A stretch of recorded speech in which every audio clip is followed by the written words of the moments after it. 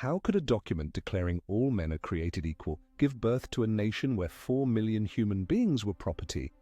And how does a republic reach a point where a senator, for speaking his mind, is beaten nearly to death with a cane on the floor of the United States Congress itself?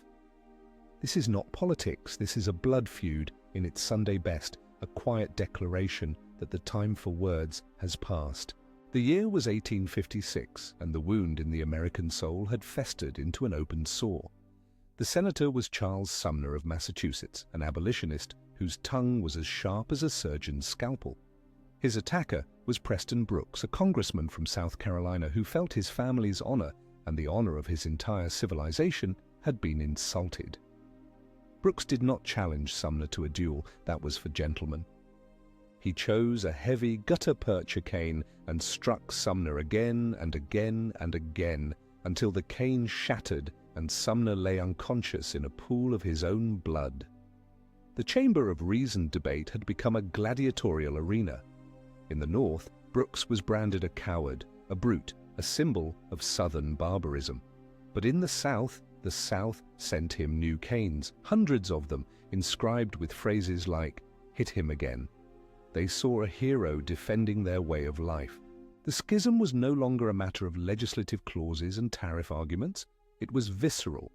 It was a clash of two nations inhabiting one country, each believing itself the true heir to the revolution, each seeing the other as a monstrous perversion of the American dream.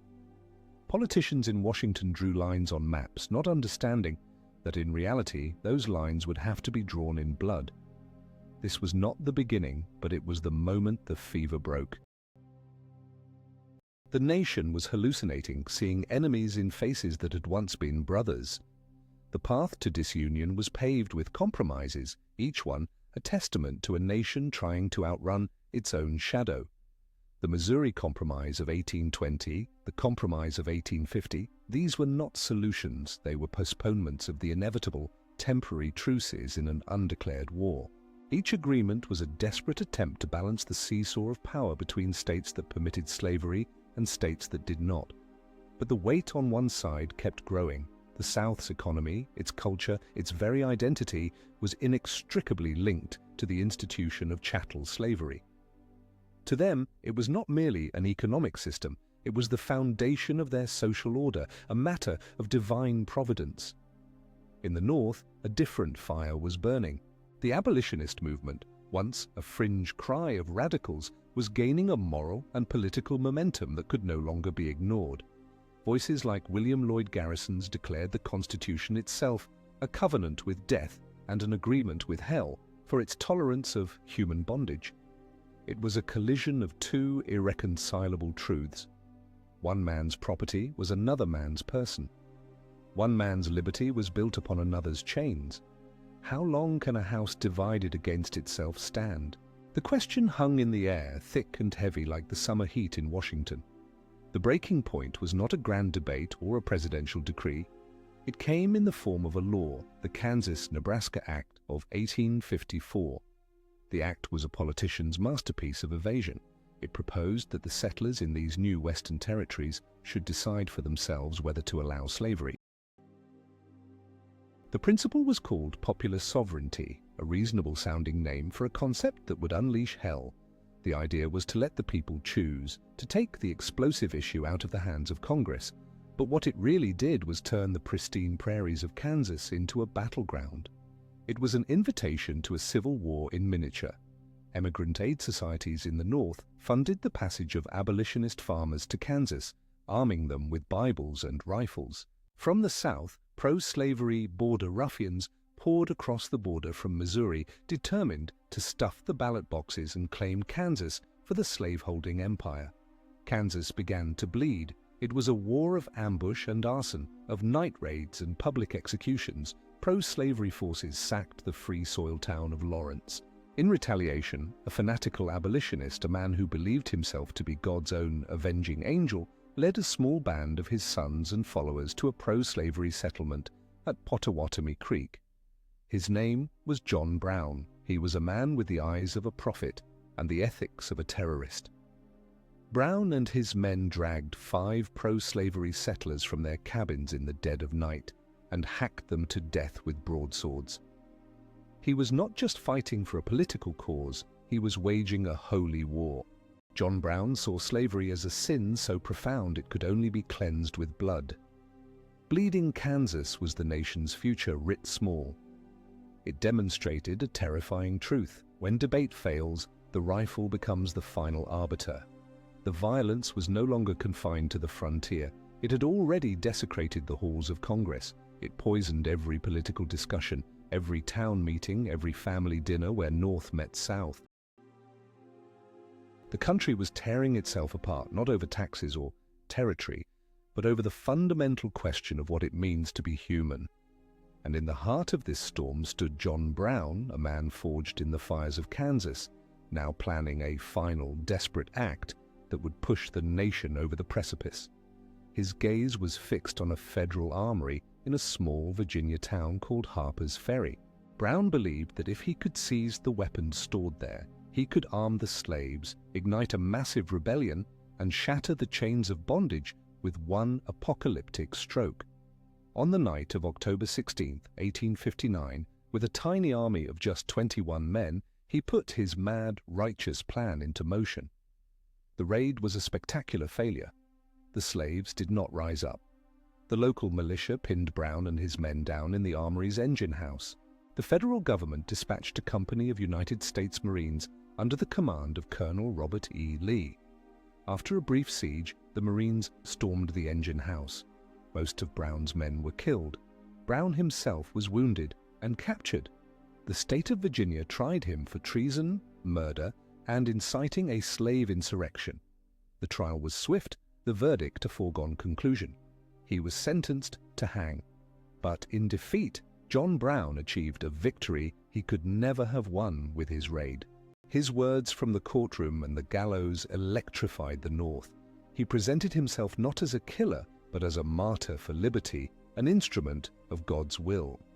I, John Brown, he wrote in a final note, am now quite certain that the crimes of this guilty land will never be purged away but with blood. He went to his death with a serene, almost joyful composure. The South reacted with horror and fury. They saw in John Brown the embodiment of all their fears, a northern fanatic willing to arm their slaves and unleash a race war. They saw the cheering crowds in the North that hailed Brown as a hero and concluded that there was no longer a place for them in the Union. His execution was the spark that lit the fuse. The raid on Harper's Ferry destroyed any remaining hope of compromise. The chasm between North and South was no longer a political divide, it was a moral abyss. A man who was a saint in Boston was the devil incarnate in Charleston. The schism had found its voice and it spoke of blood and retribution. When two sides believe God is on their side, war becomes not just a possibility, but a holy duty. The presidential election of 1860 loomed as the final battle in this political war.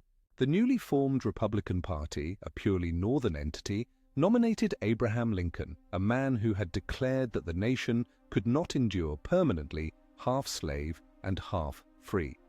The Democratic Party shattered, splitting into northern and southern factions. For the South, Lincoln's election would be the final intolerable act, a signal that their way of life was to be systematically dismantled. They warned that if he won, they would leave the Union. The North heard the threat but did not fully believe it. It was the same heated rhetoric they had been hearing for decades. Surely, they thought, the bonds of common history, of shared patriotism, were stronger than this madness. They were wrong. The fabric of the nation was rotten, and the slightest tug would unravel it completely. John Brown was a catalyst, a symptom of a disease that had been poisoning the body politic for generations. A fanatical liberator or a deranged terrorist? History rarely offers such simple choices. What do you believe is a more powerful force for change, the calculated strategy of political reform or the uncompromising fury of moral revolution? Drop your choice in the comments. We read everything. Abraham Lincoln won the election of 1860 without a single electoral vote from a southern state. For the slaveholding South, it was confirmation of their deepest fear. They had become a permanent minority, a foreign country within their own nation, ruled by a hostile power that did not understand or respect them. The talk of secession, once the province of radical fire-eaters, now became the mainstream position. On December 20th, 1860, South Carolina, the cradle of Southern defiance, made good on the threat. A special convention voted unanimously to secede from the Union. The delegates in Charleston were not drafting a legal document. They were staging a revolution. They believed they were following in the footsteps of the Founding Fathers, dissolving the bonds of a government that had become destructive of their rights. Over the next 6 weeks, 6 other states from the Deep South followed: Mississippi, Florida, Alabama, Georgia, Louisiana, and Texas. It was a cascade of rebellion, a parade of sovereignties. They formed a new nation, the Confederate States of America, and wrote a new constitution that explicitly protected the institution of slavery forever. While this political earthquake was reshaping the continent, the government in Washington seemed paralyzed. President James Buchanan, in the final months of his term, argued that while secession was illegal, he had no constitutional power to stop it. It was the political equivalent of a shrug. The nation was disintegrating and the man in charge did nothing. Politicians scrambled for one last, desperate compromise, but the time for deals was over. The South did not want new guarantees, they wanted a new country. The North, while divided, was slowly hardening in its resolve not to let the nation be torn apart without a fight. The question became a simple one of geometry and steel. What about the federal forts, arsenals, and custom houses located in the seceded states? Were they now the property of the Confederacy? For the new Confederate government, the presence of United States soldiers on their sovereign soil was an intolerable affront. For the Union, abandoning those forts would be a de facto recognition of Southern independence. All eyes turned to a small, unfinished brick fort in the middle of Charleston Harbor, South Carolina. Fort Sumter. Major Robert Anderson and a small garrison of about 85 United States soldiers were stationed there, a tiny island of federal authority in a sea of rebellion. They were running low on food and supplies. President Lincoln, now inaugurated, faced an impossible choice. To resupply the fort would be seen by the South as an act of aggression. To abandon it would be a sign of weakness, a fatal blow to the idea of an indivisible union. Lincoln chose a middle path. He decided to send only food and non-military supplies, and he notified the governor of South Carolina of his peaceful intentions. It was a masterful political move. He was making the South the aggressor.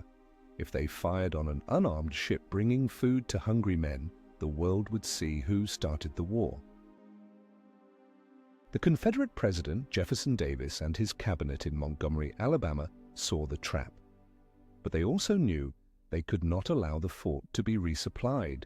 The symbol was too powerful. They made a fateful decision. They ordered their commander in Charleston, General P.G.T. Beauregard, to demand the fort's surrender and, if refused, to open fire. At 4:30 in the morning, on April 12, 1861, a single mortar shell arced high into the pre-dawn sky and exploded over Fort Sumter. It was the first shot. The bombardment lasted for 34 hours. Charleston society gathered on rooftops to watch the spectacle, cheering as their cannons hammered the federal outpost. Inside the fort, Major Anderson and his men returned fire, but they were outgunned and overwhelmed. Miraculously, no one was killed in the exchange. But on April 14th, with his fort in flames and his ammunition nearly gone, Anderson surrendered.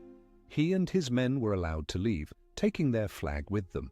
The shot fired on Fort Sumter was like a jolt of electricity to a divided North. The debate was over, the Union had been attacked, the flag had been fired upon. In a single day, the sentiment in the North consolidated from confusion and division into a unified cry for action. When Lincoln called for 75,000 volunteers to put down the rebellion, the response was overwhelming. Men flocked to recruiting stations, eager to defend the nation. They signed up for 90 days, believing it would be a short, glorious adventure. The war will be over by Christmas, they told their families. They were tragically, catastrophically wrong. The South was equally jubilant. They saw the attack on Sumter as a righteous defense of their new nation. Lincoln's call for troops prompted 4 more states, Virginia, Arkansas, Tennessee, and North Carolina, to join the Confederacy. The lines were now drawn. The capital of the Confederacy moved to Richmond, Virginia, just 100 miles from Washington, D.C. 2 capitals, 2 presidents, 2 armies, now preparing to settle the argument with iron and lead. In the summer of 1861, both sides were gripped by a dangerous euphoria. War looked like a grand pageant. Young men in brand new uniforms marched through cheering crowds. They believed in the justice of their cause, in their own courage, and in the incompetence of their enemy. This would not be a real war, they thought, but a romantic escapade. A single, decisive battle would settle everything. The Northern press clamored for action. On to Richmond! The Union Army, a hastily assembled collection of green volunteers, marched out of Washington in July, full of confidence and bravado. They were heading for a railroad junction in Virginia called Manassas. The Confederate Army, equally green, was waiting for them near a little stream called Bull Run. The battle that followed would shatter every illusion the country had about the nature of war. On July 21st, 1861, the 2 amateur armies collided. It was a hot, chaotic affair. Hundreds of civilians, congressmen, and socialites among them had ridden out from Washington in carriages with picnic baskets and bottles of champagne. They set up on the hillsides to watch the rebellion be crushed, as if attending a sporting event. For a while, it seemed the Union was winning. But the Confederate lines held thanks in large part to the stubborn stand of a brigade commanded by a Virginia general named Thomas Jackson, who would forever after be known as Stonewall. Then fresh Confederate reinforcements arrived by train, a tactical innovation that caught the Union command by surprise. The tide turned, the Union advance faltered, then stopped, then turned into a disorderly retreat. The retreat quickly became a rout. Soldiers threw down their rifles and ran. The panic was infectious. The fleeing army collided with the terrified civilians, creating a massive traffic jam on the road back to Washington. It was a scene of utter chaos and humiliation. The North was stunned. The illusion of a quick, clean victory was obliterated. They had not just been defeated, they had been disgraced. The South was ecstatic. They had routed the Yankee invaders. Their victory seemed to prove what they had believed all along, that one Southern gentleman was the equal of 10 Northern factory workers. Their confidence soared, and they became convinced that their independence was all but guaranteed. The First Battle of Bull Run, or Manassas as the South called it, was a brutal awakening for both sides. It taught the nation a hard lesson. This would not be a 90-day war. There would be no single decisive battle. This would be a long, dirty, and unimaginably bloody conflict that would consume hundreds of thousands of lives.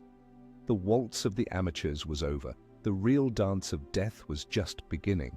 And in the wake of the defeat, a quiet, methodical general named George B. McClellan was given command of the Union Army, tasked with turning the panicked mob that had fled from Bull Run into a real fighting force capable of winning the grinding war that now lay ahead. George B. McClellan was a master organizer, a brilliant trainer of men. He took the demoralized rabble that had fled Bull Run and forged it into a magnificent weapon, the Army of the Potomac. He was beloved by his troops, who called him Little Mac. He was meticulous, cautious, and pathologically convinced that the enemy always outnumbered him, often by a factor of 2 or 3. For months, he drilled and equipped his massive army, resisting all pressure from President Lincoln to advance. He was always waiting for one more brigade, one more battery of artillery. "The enemy is in front of us," Lincoln prodded, "and we are in his rear." Politicians can make a war, but it takes a killer to win one. McClellan was a superb engineer of war, but he lacked the killer instinct. Finally, in the spring of 1862, he launched a massive campaign to capture Richmond. Instead of marching overland, he transported his army of over 100,000 men by sea to the peninsula between the York and James Rivers. The plan was brilliant, but its execution was ponderous. McClellan moved with the speed of a glacier, constantly overestimating the small Confederate forces that stood in his way. The Confederate commander, Joseph Johnston, was wounded and replaced by a man who would become the South's greatest icon, Robert E. Lee. Lee was the opposite of McClellan. He was audacious, a gambler who understood that the South's only hope was to take risks, to strike hard and fast. With a much smaller army, Lee attacked McClellan relentlessly in a series of battles known as the 7 Days. Tactically, many of these were Confederate defeats, but strategically, Lee won a stunning victory. The cautious McClellan, convinced he was facing an army of 200,000 men, an army that existed only in his imagination, lost his nerve and retreated. The threat to Richmond was over. Lee had saved the Confederacy. Having driven the Union Army from his capital's doorstep, Lee made a bold decision. He would invade the North. He hoped a victory on Northern soil might convince Maryland, a slave state that had remained in the Union, to join the Confederacy. It might also persuade Great Britain and France to recognize the Confederacy and intervene on its behalf. It was a massive gamble. His army of Northern Virginia crossed the Potomac River into Maryland in early September 1862. The invasion started with a stroke of incredible luck for the Union. A Union soldier found a copy of Lee's secret orders, Special Order 191, wrapped around 3 cigars lying in a field. The lost order revealed Lee's entire plan, showing that he had divided his much smaller army into several scattered parts. McClellan now had a golden opportunity to destroy Lee's army piece by piece. "Here is a paper," he told a subordinate, "with which, if I cannot whip Bobby Lee, I will be willing to go home." But McClellan was still McClellan. He hesitated, taking 18 crucial hours to act. That delay gave Lee just enough time to learn of the disaster and begin to concentrate his scattered forces near a small town called Sharpsburg along the banks of Antietam Creek. On September 17, 1862, the two armies clashed. The Battle of Antietam would be the single bloodiest day in American history. The fighting began at dawn in a 30-acre cornfield. For 3 hours, the two sides slaughtered each other in the tall stalks of corn. The field changed hands 15 times. A Union general said the corn was cut down as if by a scythe, and the dead lay in rows precisely as they had stood in their ranks. The fighting then shifted to the center of the Confederate line, a sunken farm lane that would earn the name Bloody Lane. For hours, Confederate defenders crouched in this natural trench, mowing down wave after wave of Union attacks. The dead and wounded were piled so high in the lane that it was possible to walk its entire length without touching the ground. The final phase of the battle took place on the southern end of the line, at a stone bridge over Antietam Creek that would be forever named for the Union General Ambrose Burnside. A few hundred Georgians held off thousands of Union soldiers for hours, pouring a murderous fire down from the bluff above the bridge. By the end of the day, the fields and woods around Sharpsburg were a human slaughterhouse. More than 22,000 men were killed, wounded, or missing. It was more American casualties in one day than in all the nation's other wars up to that point combined. Tactically, the battle was a draw. The next day, Lee's battered army stood its ground, daring McClellan to attack. McClellan, despite having fresh reserves that outnumbered Lee's entire army, did nothing. That night, Lee slipped his army back across the Potomac into Virginia. The invasion was over. McClellan had failed to destroy Lee's army, but he had stopped the invasion. And that was enough for Abraham Lincoln. The president had been waiting for a victory, any victory, to issue a document that he believed would change the fundamental nature of the war. 5 days after the battle, Lincoln unveiled the preliminary Emancipation Proclamation. He declared that on January 1, 1863, all slaves in the rebellious states shall be then, thenceforward, and forever free. It was a revolutionary act. The proclamation did not immediately free a single slave. It applied only to the areas still in rebellion, where the federal government had no authority. It did not apply to the slave states that had remained loyal to the Union, but its symbolic and strategic power was immense. With the stroke of a pen, Lincoln transformed the war. It was no longer simply a war to preserve the Union. It was now a war to destroy slavery, a crusade for human freedom. The proclamation made it impossible for Britain and France, which had abolished slavery long ago, to intervene on the side of the Confederacy. It also authorized the recruitment of African American soldiers into the Union Army.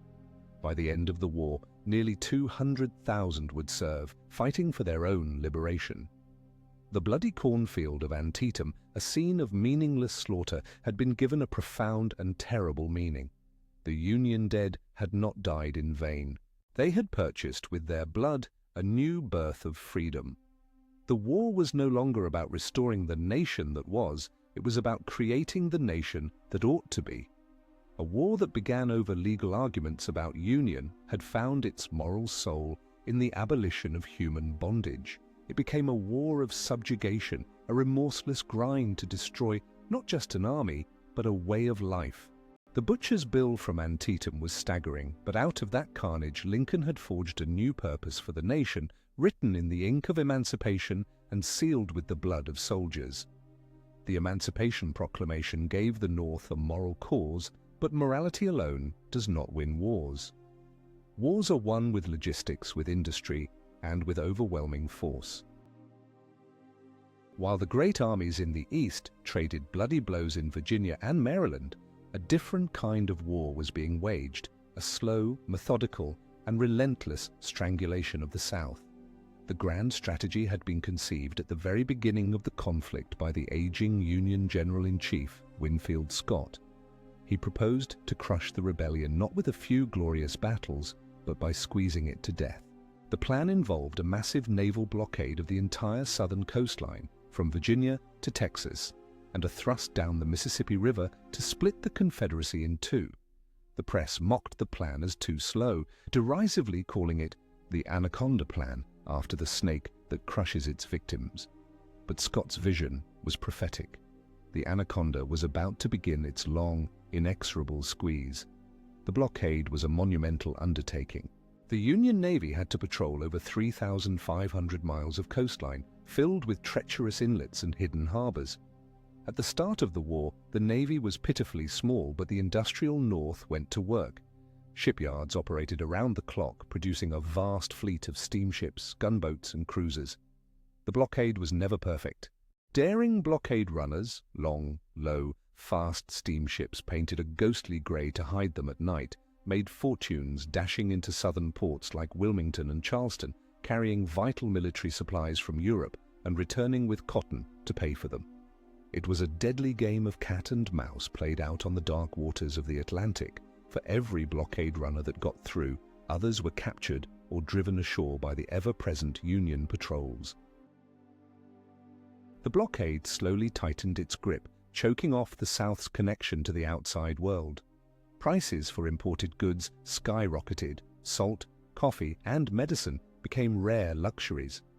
The Confederacy, an agrarian society, was being starved of the industrial goods it needed to wage a modern war. But the most dramatic innovation in this new naval war came not from a fleet, but from two strange, ungainly monsters made of iron. The Confederacy, desperate to break the blockade, raised the scuttled hull of a Union steam frigate, the Merrimac, and covered it with a thick carapace of iron plates. Rechristened the CSS Virginia, it was a formidable, if clumsy, floating fortress. On March 8, 1862, the Virginia steamed into Hampton Roads, Virginia, and wreaked havoc on the wooden Union warships blockading the harbor. Their cannonballs bounced harmlessly off its iron sides. The Virginia rammed and sank one ship and burned another. It was a terrifying demonstration that the age of the wooden warship was over. That night, panic gripped Washington. There was nothing, it seemed, to stop this iron monster from steaming up the Potomac and shelling the White House. But the Union had been building its own secret weapon. It was an even stranger-looking craft called the USS Monitor, designed by the Swedish engineer John Ericsson. It was little more than a raft with a single, rotating gun turret on its deck, famously described as a cheese box on a raft. The next day, when the Virginia returned to finish off the rest of the Union fleet, The little monitor steamed out to meet it. The two ironclads fought for hours at close range, their shots clanging against each other's armor with little effect. The battle was a draw, but it was one of the most important naval battles in history. It was the dawn of the age of the iron warship. It ensured the survival of the blockade and changed naval warfare forever. While the Anaconda squeezed the coast, its tail was thrashing in the west.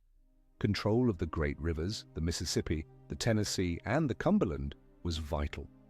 They were the highways into the heart of the Confederacy. The Union campaign in the west was led by a general who was the polar opposite of the cautious McClellan. His name was Ulysses S. Grant. He was a quiet, unassuming man, a failure in civilian life, but he understood the brutal arithmetic of war. Grant knew that you won by fighting. In early 1862, Grant, in a joint operation with the Navy's new ironclad river gunboats, captured two key Confederate forts, Fort Henry on the Tennessee River and Fort Donelson on the Cumberland. At Fort Donelson, when the Confederate commander asked for terms, Grant's reply became famous: "No terms except an unconditional and immediate surrender can be accepted." The North, hungry for heroes, had found one. They said his initials, U.S., stood for Unconditional Surrender Grant. These victories opened up Tennessee to Union invasion and began the long, hard fight to seize control of the Mississippi River. The single most important strategic point on the river was the city of New Orleans, the South's largest port. In April 1862, a Union naval squadron under the command of Admiral David Farragut accomplished what many thought was impossible. Under the cover of darkness, Farragut boldly ran his fleet past the two massive forts that guarded the mouth of the river, and New Orleans fell without a fight. The capture of New Orleans was a devastating blow to the Confederacy. It closed the main valve of the Mississippi, further tightening the Anaconda's grip. The war on the water was a slow, grinding, and often unglamorous affair, but it was absolutely decisive.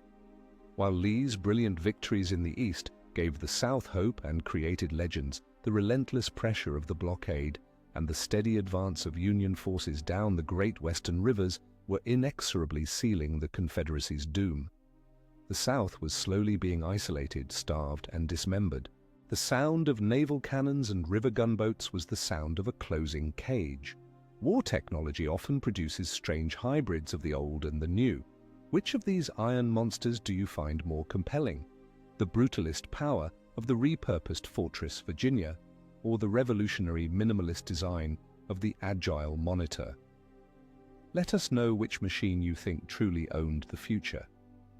While armies clashed on battlefields and ironclads dueled at sea, another war was being fought in the shadows.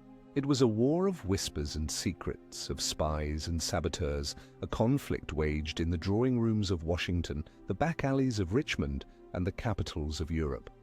This was the secret war where a dropped word could be as deadly as a cannonball, and loyalty was a commodity to be bought and sold.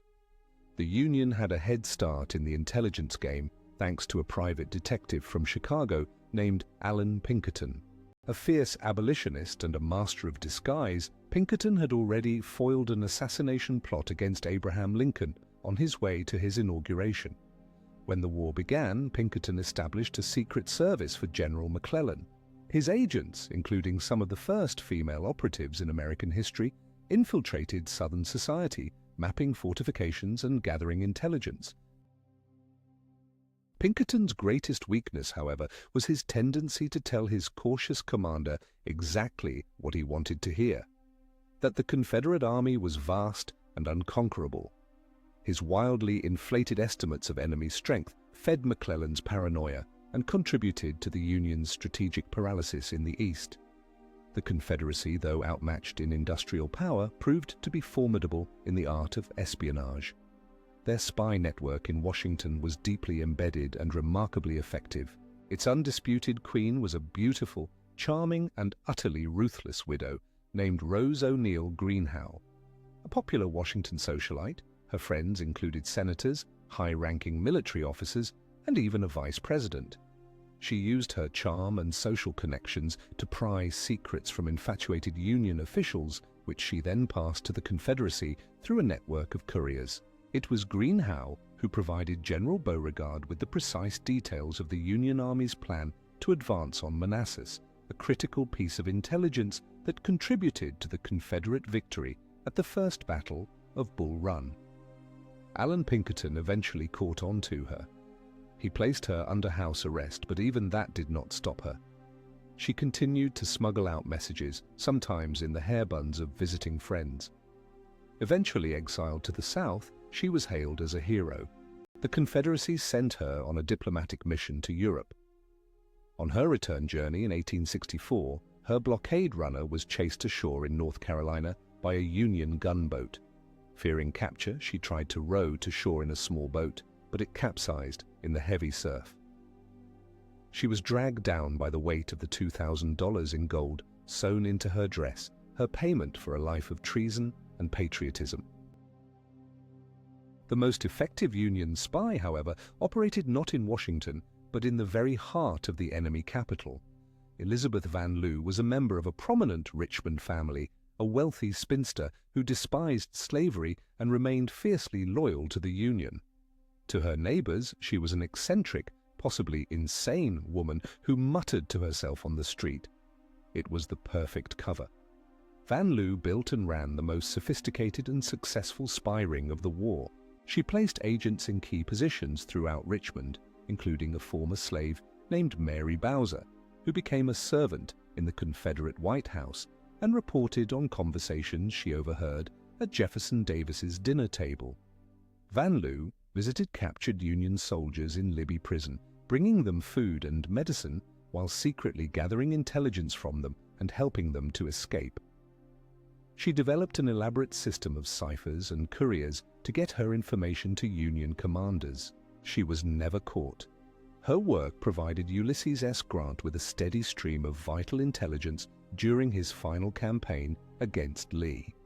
The secret war was not just about gathering information, it also involved sabotage and conspiracy. In the North, secret societies of Southern sympathizers, known as Copperheads, actively worked to undermine the Union war effort. The most notorious of these was the Knights of the Golden Circle, which plotted to overthrow the state governments of Indiana, Ohio, and Illinois, and create a new Northwest Confederacy that would make peace with the South. Their plots were ultimately foiled by Union counterintelligence, but they represented a dangerous fifth column that forced the Lincoln administration to take harsh measures, including suspending the writ of habeas corpus and imposing martial law. The Confederates also had their own James Bond-style secret service operating from Canada.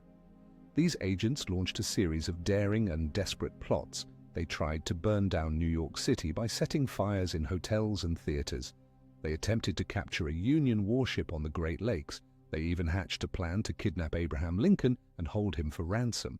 These plots were more theatrical than effective, but they spread fear and paranoia, demonstrating that no part of the North was entirely safe from the reach of the war.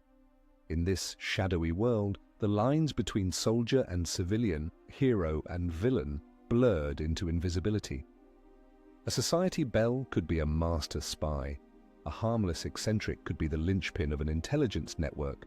Betrayal was a weapon, and the most important battles were sometimes won not with armies, but with a well-placed rumor or a stolen document.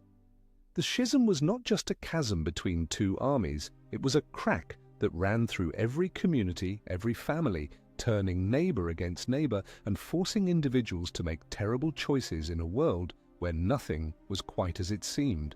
The courage of spies and saboteurs was a strange, lonely kind of bravery, played for the highest stakes, where the price of a mistake was not capture, but the gallows.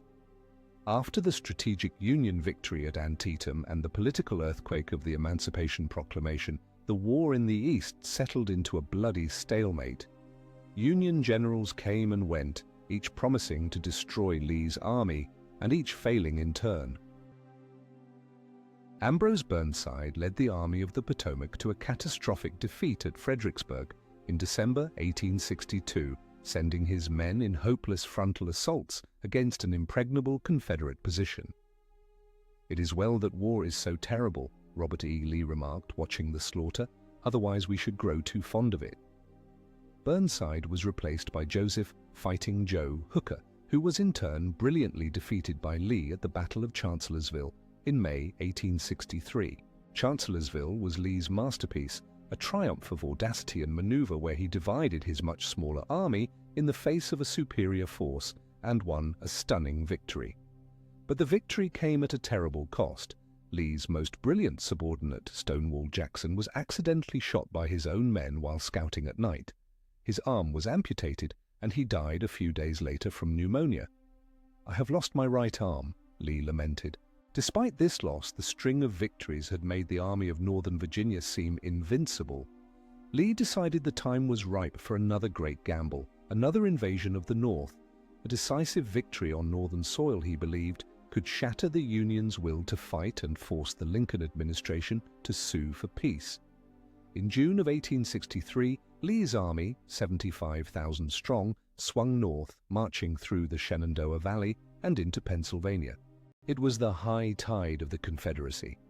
For the first time, the war had come in full force to the prosperous towns and farms of the North.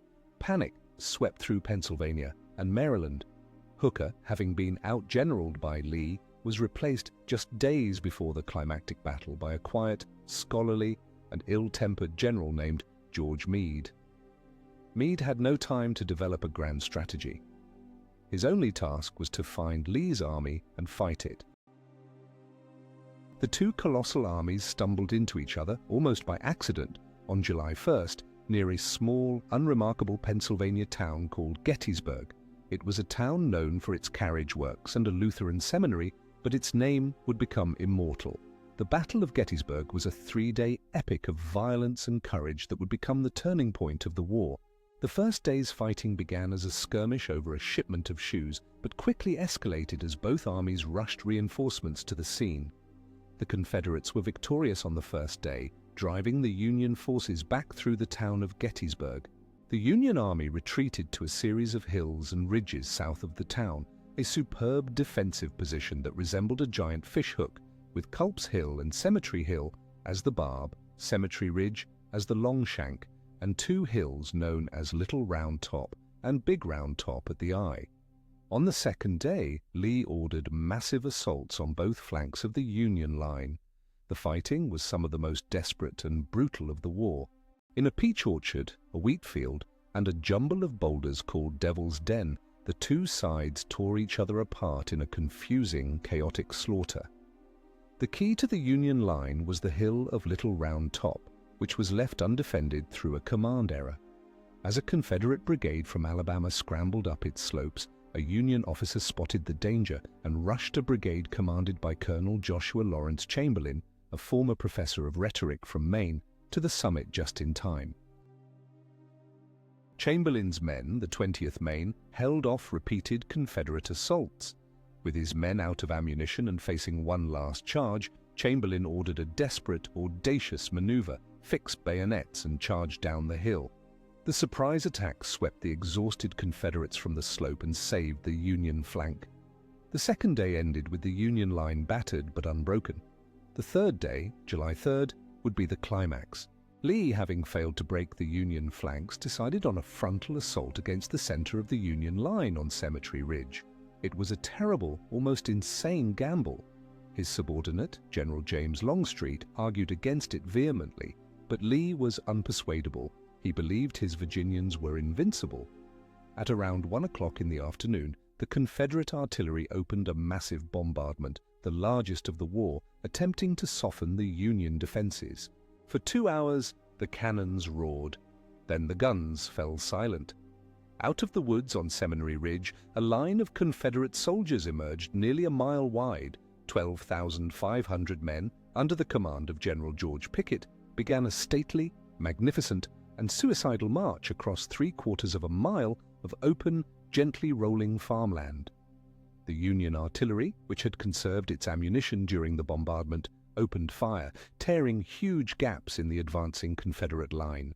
As they got closer, the Union infantry crouched behind a low stone wall rose and delivered devastating volleys of rifle fire. A few hundred Confederates, with incredible bravery, managed to breach the Union line at a spot that would become known as the high water mark of the Confederacy. But they were too few. They were quickly killed or captured. The attack, known forever as Pickett's Charge, had failed. It was a catastrophe. In less than an hour, the Confederates suffered more than 50% casualties. As the shattered remnants of his division streamed back, Lee rode out to meet them, saying, "It is all my fault." The Battle of Gettysburg was over. Lee had lost. He had thrown his magnificent army against an impregnable position and seen it shattered. The next day, on July 4th, the same day that Ulysses S., Grant captured the fortress of Vicksburg on the Mississippi, securing the river and cutting the Confederacy in two. Lee began his sorrowful retreat back to Virginia. The Confederacy had reached its high tide. From this point on, it would be a slow, painful ebb. 4 months later, Abraham Lincoln came to Gettysburg to dedicate a national cemetery for the thousands of soldiers who had died there. His speech, the Gettysburg Address, was just 272 words long. In it, he gave meaning to the terrible sacrifice. He redefined the war not as a struggle to preserve the old Union, but as a fight to ensure that a government of the people, by the people, for the people, shall not perish from the earth.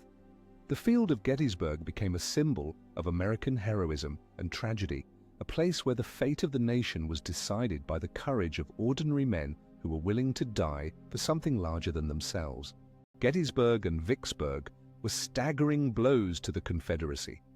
The South had lost its offensive power and was now split in two.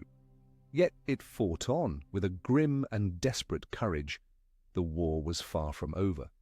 In the spring of 1864, the Union found the man it had been searching for, the general with the will to finally end it. Ulysses S. Grant was brought east and given command of all Union armies. He devised a new, coordinated strategy. The Union armies would advance on all fronts simultaneously, preventing the Confederates from shifting reinforcements from one theater to another. Grant's plan was not to capture cities, not even Richmond. His objective was Robert E. Lee's Army of Northern Virginia. He would attach himself to Lee's army and never let go. He would grind it into dust. "Wherever Lee goes," he said, "there you will go also." But there was another piece to this strategy, a new and terrible kind of warfare designed to break not just the South's armies, but its will to fight. This part of the plan would be carried out by Grant's most trusted subordinate, a restless, red-headed general from Ohio named William Tecumseh Sherman. Sherman was a man who had stared into the abyss of war and understood its true nature. "War is cruelty, and you cannot refine it," he famously said. He believed that to end the war quickly, you had to make it so terrible for the Southern people that they would lose all hope and demand that their leaders surrender. He would target the Confederacy's economic infrastructure, its farms, its railroads, and its factories. He would wage war on the minds of the civilian population. This was the birth of total war. After a tough campaign, Sherman's army captured the city of Atlanta in September 1864. Atlanta was a crucial railroad hub and industrial center for the Confederacy. Its capture was a major strategic victory and provided a much-needed boost to Northern morale, ensuring Abraham Lincoln's re-election in November. But Sherman was not content to simply hold Atlanta. He proposed a daring and radical plan. He would cut his army off from its supply lines, abandon his bases, and live off the land. He would march his 60,000-strong army 300 miles from Atlanta to the coastal city of Savannah. His purpose was not to fight the Confederate army, but to destroy the heartland of Georgia, to make Georgia howl. On November 15, 1864, after ordering the civilian population to evacuate, Sherman's engineers set fire to Atlanta's military and industrial facilities.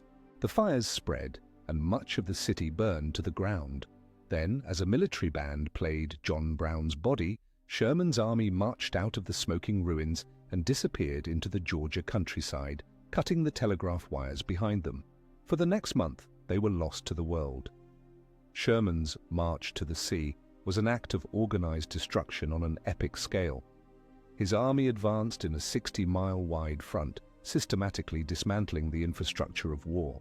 Foragers, nicknamed bummers, fanned out from the main columns, stripping farms of livestock and food.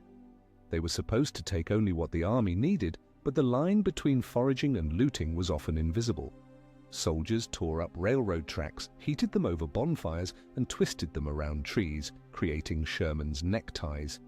They burned cotton gins, looted plantations, and destroyed anything that could support the Confederate war effort. It was a campaign of psychological terror as much as physical destruction. The march was intended to prove to the Southern people that their government could not protect them. It was designed to show them that the Confederacy was a hollow shell, that their cause was lost. For the white civilians in Sherman's path, it was a terrifying and humiliating ordeal. For the thousands of enslaved African Americans who flocked to his army, however, the march was a jubilee, a rolling wave of liberation. They saw Sherman's blue-coated soldiers not as destroyers but as avenging angels who had come to break their chains. On December 21st, Sherman's army emerged at Savannah. The city surrendered without a fight. Sherman sent a famous telegram to President Lincoln. "I beg to present you as a Christmas gift the city of Savannah with 150 heavy guns and plenty of ammunition, and also about 25,000 bales of cotton." From Savannah, Sherman's army turned north into the Carolinas, the very heart of the rebellion. His soldiers, blaming South Carolina for starting the war, were even more destructive there than they had been in Georgia. They burned the capital city of Columbia to the ground. The march left a scar of bitterness and hatred across the South that would last for generations. It also broke the back of the Confederacy. By destroying its ability to feed its armies and move its troops, Sherman had fatally wounded the rebellion. The strategy of total war is brutal, but it can also shorten a conflict, saving lives in the long run. Which path do you think is more justifiable? The path of the warrior who fights soldiers on the battlefield, or the path of the destroyer who targets a nation's will to wage war, even if it means harming civilians? Share your difficult choice with us.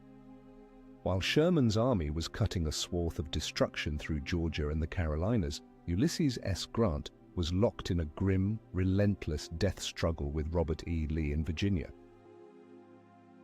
The campaign that began in the spring of 1864 would be the bloodiest and most brutal of the entire war. It was a clash of two legendary commanders with utterly different styles. Lee was the master of maneuver, the cunning grey fox who had repeatedly outwitted his opponents with daring and surprise. Grant was a bulldog, a stubborn, implacable fighter who relied on relentless pressure and the North's overwhelming advantage in manpower and resources. He was not a brilliant tactician, but he was a master of a new kind of war, the war of attrition. He was willing to accept staggering casualties, earning him the grim nickname, the Butcher, because he knew that he could replace his losses while Lee could not. The South was running out of men. In early May, Grant's Army of the Potomac, numbering over 110,000 men, crossed the Rapidan River and plunged into a dense, tangled, and swampy forest known as the Wilderness. Lee, with an army of just over 60,000, did not wait to be attacked. He struck Grant's army while it was still entangled in the thick undergrowth. The Battle of the Wilderness, fought on May 5th and 6th, was a soldier's nightmare. The fighting took place in a green hell where visibility was often limited to a few yards. Men fired blindly at muzzle flashes, artillery shells set the woods on fire, and the smoke and flames suffocated the wounded who could not crawl away. It was a battle of sheer, brutal attrition with no room for clever tactics. Both sides suffered horrific casualties. A Union officer called it a battle of demons in a forest of fire. In the past, after such a bloody and inconclusive battle, the Union army would have retreated north to lick its wounds. But Grant was a different kind of general. He had told Lincoln, "Whatever happens, there will be no turning back." On the night of May 7th, the Union soldiers reached a fork in the road. One path led back north, the direction of retreat. The other led south, toward Richmond. When Grant rode to the head of the column and took the road south, a collective cheer went up from the weary troops. They knew they had a commander who would not quit. They knew this was the final push. The two armies raced south to the crossroads of Spotsylvania Courthouse. For nearly 2 weeks they engaged in some of the most savage combat of the war. The fighting climaxed on May 12th at a salient in the Confederate line that became known as the Bloody Angle. For almost 24 hours in a driving rain, the two sides fought hand-to-hand across earthen fortifications, stabbing with bayonets and clubbing with rifles. The fighting was so intense that an oak tree nearly 2 feet in diameter was cut down by rifle fire alone. It was a vision of hell, a continuous mechanical slaughter that seemed to have no end. Grant kept sliding to his left, trying to get around Lee's flank, and Lee, a master of defensive warfare, kept shifting his army to block him. The bloody dance continued south. At the North Anna River, Lee nearly trapped a portion of Grant's army, but he was too ill to spring the trap. The next major clash came at Cold Harbor, just a few miles from Richmond. On June 3rd, Grant, believing Lee's army was on the verge of collapse, ordered a massive frontal assault against well-entrenched Confederate positions. It was a catastrophic mistake, the one he would regret for the rest of his life. In less than an hour, nearly 7,000 Union soldiers were killed or wounded. The night before the attack, many Union soldiers, sensing their doom, had pinned pieces of paper with their names and addresses to their uniforms so their bodies could be identified. "I have always regretted that the last assault at Cold Harbor was ever made," Grant later wrote. In just 1 month, from the Wilderness to Cold Harbor, Grant's army had lost nearly 60,000 men, a number almost equal to the size of Lee's entire army at the start of the campaign. The Northern public was horrified by the Butcher's Bill, but Grant had also inflicted nearly 30,000 casualties on Lee, losses the Confederacy could not afford, and he had not retreated. He had pushed Lee's army into the defenses of Richmond and Petersburg, a vital railroad center south of the capital. The war of maneuver was over. The long, grueling siege of Petersburg began. For 10 months, the two armies would face each other from an elaborate network of trenches that stretched for miles, a grim foreshadowing of the trench warfare of World War I. The fighting was characterized by static lines, artillery duels, and occasional bloody assaults on fortified positions. It was a slow, grinding process of strangulation. Grant was no longer trying to defeat Lee's army in a single decisive battle. He was simply holding it in place while Sherman and other Union armies dismembered the rest of the Confederacy. Lee's army was trapped, its back to the wall, slowly starving as its supply lines were cut one by one. The endless battle between Grant and Lee was a testament to the brutal logic of modern industrial warfare. It was a war where courage and genius were not enough. It was a war won by factories and railroads, by numbers and logistics.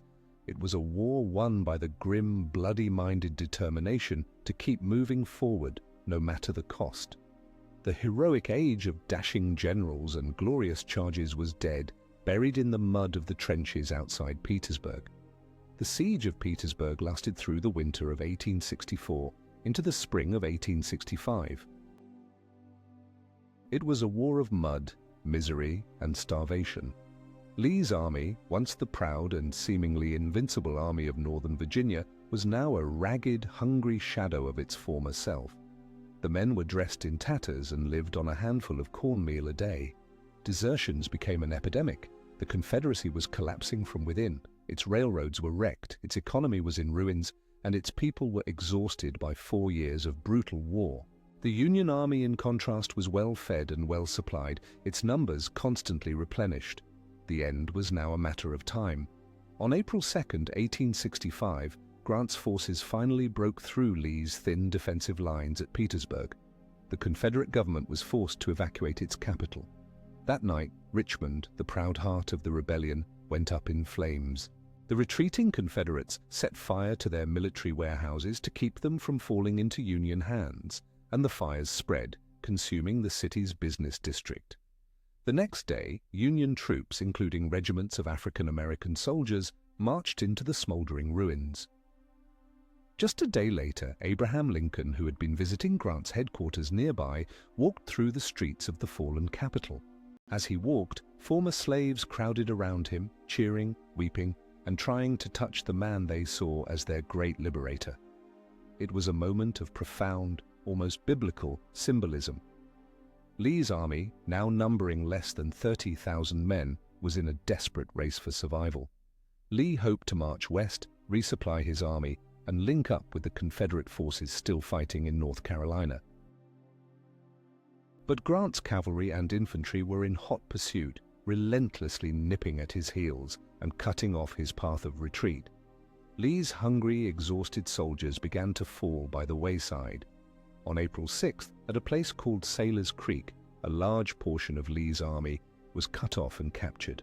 The end was near. On April 9, 1865, Lee found his path blocked by Union forces near a small village called Appomattox Courthouse. His army was surrounded. There was nothing left to do. He sent a message to Grant requesting a meeting to discuss terms of surrender. The two great adversaries met that afternoon in the parlor of a private home owned by a man named Wilmer McLean. McLean had moved to Appomattox to escape the war. The first major battle at Bull Run had been fought on his previous farm. By a strange twist of fate, the war had both started and ended in his houses. The scene was one of the most poignant in American history. Lee, tall, dignified, and impeccably dressed in his finest uniform. Grant, shorter, slouched, and dressed in a mud-spattered private's uniform with only his general's shoulder straps to indicate his rank. The terms Grant offered were generous. The Confederate soldiers were not to be taken prisoner. They would be paroled and allowed to return to their homes on the condition that they would not take up arms against the United States again. He even allowed the men to keep their horses and mules to help with the spring planting. Grant's purpose was not to humiliate the defeated, but to begin the process of healing a shattered nation. "The war is over," he told his cheering officers. "The rebels are our countrymen again." The news of Lee's surrender spread across the North, igniting wild celebrations. The war, the long, bloody 4-year nightmare, was finally over. The Union had been preserved. Slavery was dead. It seemed that the nation, baptized in blood, could now look forward to a new era of peace and reconciliation. But the tragedy was not yet complete. 5 days after Lee's surrender, on the evening of Good Friday, April 14th, President Lincoln and his wife went to see a comedy at Ford's Theater in Washington. The president was in a good mood, relieved of the immense burden he had carried for 4 years. During the third act of the play, a man slipped unnoticed into the presidential box. He was John Wilkes Booth, a famous actor and a fanatical Confederate sympathizer. Booth pointed a small pistol at the back of Lincoln's head and fired a single shot. He then leaped from the box onto the stage, shouting "Sic Semper Tyrannis," the motto of Virginia, meaning "thus always to tyrants." Booth escaped, but Lincoln was mortally wounded. He was carried across the street to a boarding house where he died the next morning without ever regaining consciousness. The country, just beginning to celebrate the end of one tragedy, was plunged into a new one. The joy of victory turned to shock, grief, and a burning desire for vengeance. The man whose wisdom, compassion, and steely resolve had saved the nation was gone, murdered at the very moment of his greatest triumph. Lincoln's assassination was the final senseless act of a war that had been filled with senseless acts. It was a crime that would change the course of American history, robbing the nation of the one leader who might have been able to guide it through the difficult and bitter process of Reconstruction with malice toward none and charity for all. The schism, it seemed, was not yet finished claiming its victims. The assassination of Abraham Lincoln was a national catastrophe. It not only took the life of a great leader, but also unleashed a wave of vengeance and political turmoil that would poison the peace. The task of reuniting the nation, a process Lincoln had called Reconstruction, fell to his vice president, Andrew Johnson. Johnson was a Southerner, a Democrat from Tennessee who had remained loyal to the Union, but he was also a stubborn, confrontational, and deeply racist man, utterly lacking Lincoln's political skill and moral vision. The central questions facing the nation were immense. On what terms should the defeated Confederate states be readmitted to the Union? And what would be the status of the nearly 4 million newly freed African Americans? The war had ended slavery, but it had not ended racism. The schism had been closed on the battlefield, but it remained wide open in the hearts and minds of the people. Two competing visions for Reconstruction emerged. President Johnson favored a lenient approach, a quick restoration of the Southern states to the Union with little federal interference. He offered amnesty to most former Confederates and demanded only that they ratify the 13th Amendment, which abolished slavery. Under his plan, the old Southern elite, the very men who had led the rebellion, quickly returned to power. They enacted a series of laws known as Black Codes, which were designed to control the freedmen and recreate the conditions of slavery in all but name. These codes severely restricted the rights of African Americans to own property, conduct business, and move freely. In the North, a group of radical Republicans in Congress was outraged. They believed that the South had not been punished enough and that the federal government had a moral obligation to protect the rights of the freed slaves. They saw Reconstruction as an opportunity to remake the South in the North's image, to create a new society based on free labor and equal rights. For a few brief, revolutionary years, the radicals gained the upper hand. They passed their own, much tougher Reconstruction Acts, dividing the South into 5 military districts and requiring the states to ratify the 14th Amendment, which guaranteed citizenship and equal protection of the laws to all persons born in the United States. They also pushed through the 15th Amendment, which guaranteed the right to vote regardless of race, color, or previous condition of servitude. It was a period of unprecedented political change. For the first time, African American men could vote and hold office. They served in state legislatures and were elected to the United States Congress. They worked with white allies to create the South's first public school systems and to pass laws that benefited both poor whites and blacks. It was a remarkable, if fragile, experiment in interracial democracy. But the Old South did not die easily. A violent counter-revolution began, a campaign of terror aimed at overthrowing the Republican state governments and restoring white supremacy. Its foot soldiers were members of secret societies like the Ku Klux Klan. Disguised in white robes and hoods, the Klan rode at night, using intimidation, arson, and murder to terrorize African Americans and their white supporters. They were in effect the terrorist wing of the Democratic Party in the South. The federal government under President Grant tried to suppress the Klan, but the North was growing weary of the endless conflict. The passion for reform that had animated the war and the early years of Reconstruction was fading. By 1877, the last federal troops were withdrawn from the South. Reconstruction was over. The experiment in interracial democracy was abandoned. The South was redeemed, as white Southerners called it, by the old planter class. What followed was the era of Jim Crow. The rights that African Americans had gained were systematically stripped away through segregation, voter disenfranchisement, and a constant threat of violence. The promise of freedom and equality, bought with the blood of hundreds of thousands of soldiers, was betrayed. The war on the battlefields was over, but a new war began, a war over the memory of the conflict. The South, having lost the war, set out to win the narrative. They created a powerful and enduring myth known as the Lost Cause. This interpretation of the war argued that the Confederacy had not fought for slavery, but for the noble principles of states' rights and constitutional liberty. It portrayed Confederate leaders like Robert E. Lee as saintly Christian knights and Confederate soldiers as valiant heroes who had been overwhelmed but not truly defeated by the North's superior numbers and industrial might. The Lost Cause.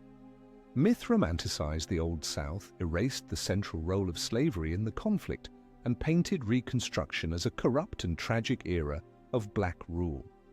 This version of history became the dominant narrative in both the North and the South for nearly a century, justifying Jim Crow and perpetuating the very ideas of racial hierarchy that the war was supposed to have destroyed. The schism did not disappear after Appomattox. It simply changed its form. The wound was not healed, it was covered over with a bandage of forgetting and a plaster of myth. The fundamental conflict over the meaning of freedom and equality in a multiracial society, the conflict that had torn the nation apart, was left unresolved. The ghosts of the Civil War continue to haunt the American landscape, and its echoes can still be heard in the nation's ongoing struggles with race, memory, and identity. The war ended with a surrender, but the battle for its meaning never has. Some argue we must remember every wound to ensure it is never repeated. Others believe that for the sake of unity, it is better to forget the most painful pages. Tell us, what would you choose for your nation's story? A torturous memory that offers no peace, or a comforting oblivion that risks repeating the same mistakes? Write your answer in the comments. Your choice defines the future.